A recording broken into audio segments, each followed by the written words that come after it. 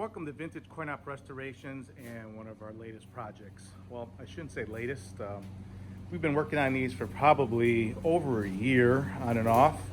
Some of the problems meaning I needed parts, which I had to have other people help me with. And had a lot of things that we couldn't do all in-house here. But here we are with two standard metal typers. Made by the Standard Harvard Metal Typer Company in Chicago, Illinois. We're going to date these machines. Some say 1950s to 55. I can't get an exact date on these, but some of the machines that I've had in the past actually had writings on the inside. And in fact, we'll come around here and we'll actually, one of them actually has a date that it was actually put in service. So that was kind of neat. But what exactly is a metal stamper? Well, what they did was, I'll show you really quickly here. Inside the machines are various color tokens. These are the colors they come in. And what it is kind of a good luck charm. And that's what it says actually on it. Good luck on one side. And a little four-leaf clover.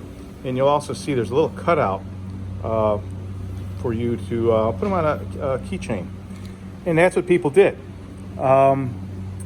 Just like the instructions here say, print your own ID metal, and tells you what you could use it for. And here we have it for 25 cents. We chose the 25 cent because that is probably like the earliest price that it could have been. In the 70s and early 80s that I'm familiar with, I remember these machines being 50 cents or even more. In fact, I remember asking my mom, can I have a couple quarters to play this? I thought it was a game, and we all wanted to do it. And it seemed like every time you started doing it, you messed up spelling something wrong or not put in the right spacers, and you had to do it again. And as many times I've done this so far, I think I've screwed up probably a good handful of these coins. So what you're doing here is you're putting your money, obviously up on the top right here, it says 25 cents, and you drop it in there, and a solenoid, it's run off a battery, so they didn't have to plug these in anywhere, and that's exactly what they were. They were everywhere. Every dime store, every laundromat, any place, the grocery stores where I was familiar with it. As mom's checking out, I'm waiting for the change so I could dump it in one of these little machines. So what you did was you came up to this machine, you put your quarter in, and on the left handle here, you pulled it, like right now, you can pull all day long, nothing's gonna happen. And on the right side, the same thing. And that is like on both of them. So, as the instructions tell you to do, you put your money in there, and then you would turn this dial.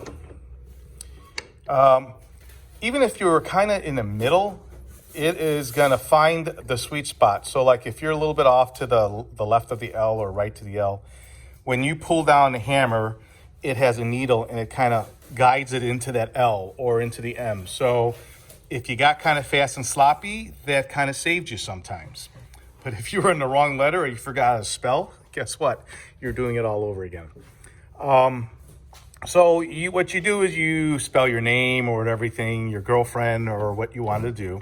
And when you were done, you pretty much stopped where you're at. And then on the right side here, you pull that handle down, and that handle would kick out. It would kick out the coin that you worked on and put another new one inside there for the next run. And it would spit it out here at the bottom of the machine.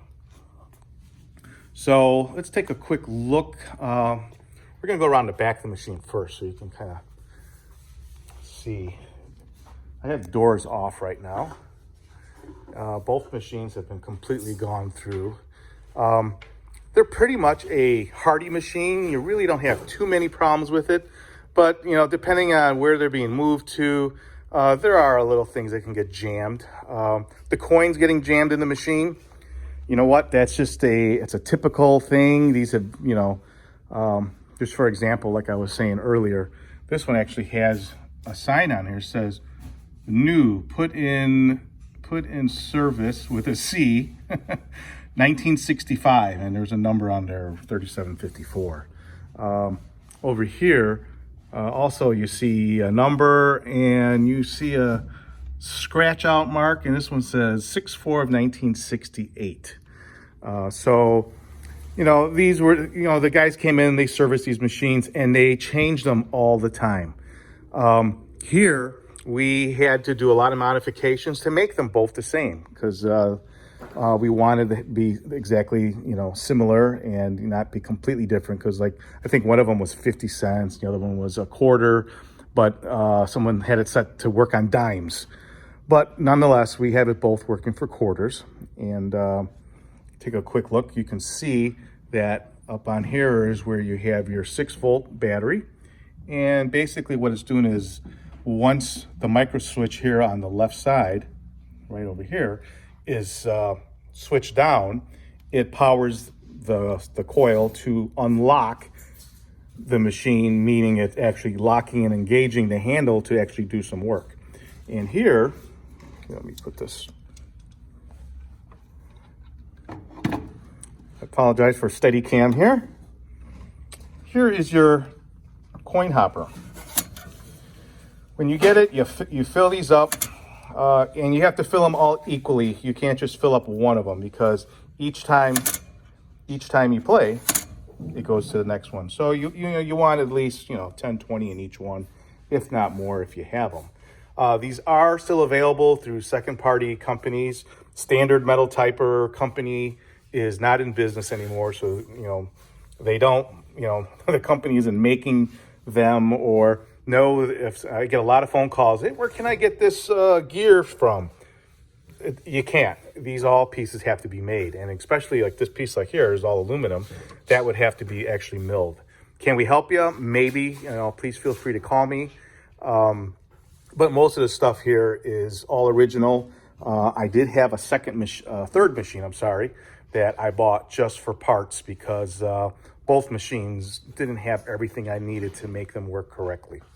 So let's take a look at this other one here on the left. And again, you see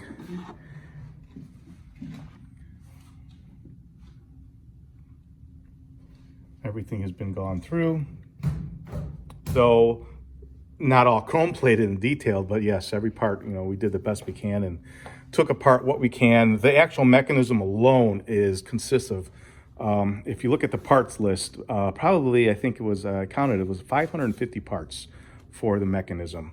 And we probably took about 150 of them apart. Some of them, there really was no need, we can get around them. But when you find these machines, and they don't work, there's a reason why. They're old, they're covered with grease, and there's also another issue. The stamp itself, after time, starts leaving little shards of metal, and that stuff gets inside the let's say the wheel chamber here, or the coin mech, and it's no surprise that they don't work anymore. So there's a lot of things that we came across. Both of these units are basically identical except for the height. One is a little bit taller, and that is the one to the right. Why? I can't tell you. The bases, they made all kinds of them. Some of them were perfect squares. This one I like the best out of all of them. Though the chrome trim that you're seeing here, especially on the top and on the bottom and in the middle, that is something that we added on there just to kind of bling it out a little bit.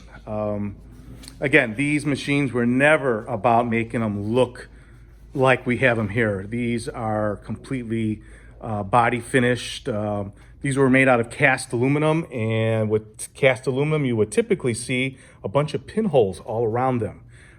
Very typical. That's what they have. But if you look at these, there are no pinholes to be seen. Every single one has been touched up and hand sanded as best as possible. I mean, you might find a flaw, but if you stay tuned after this video and look at the pictures of the before, you'll understand and see what time it took to get these to this level. So let's open the front door and I'll show you this, the solenoids. So inside here, up on top here, it says spaces used, and spaces used would be how many letters you are stamping. And at the bottom, it counts it backwards to how many letters you have to go. So you have to anticipate on exactly what you're writing. And it's just, you know, pretty common because you have to have your spaces, and you'll know if you're gonna be able to spell the whole thing. Because if, obviously 32 letters would be 32 spaces around that entire disc. And once that disc is filled up, you know, you're done, and then you'll be stamping over items. So here's the little 6-volt coil, and it pulls in and it lets you start doing your work once you put your quarter in. So we're gonna do that right here, right now. And here we're gonna do, I'm actually gonna put my quarter in, get it ready, and I'm gonna come over here, and so you can see that the coil pull.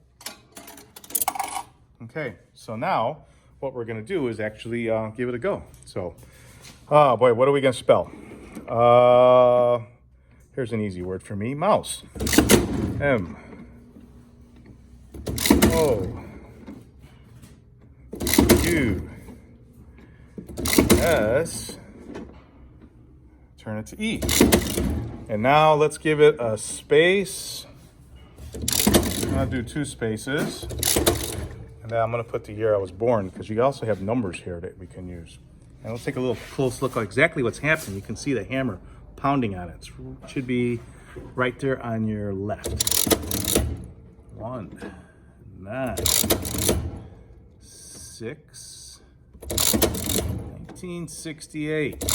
Boy, that was a good year. So it showed me that I used 10 spaces and I had 22 to go, so I could have continued. But at this time, I want to just get my coin out.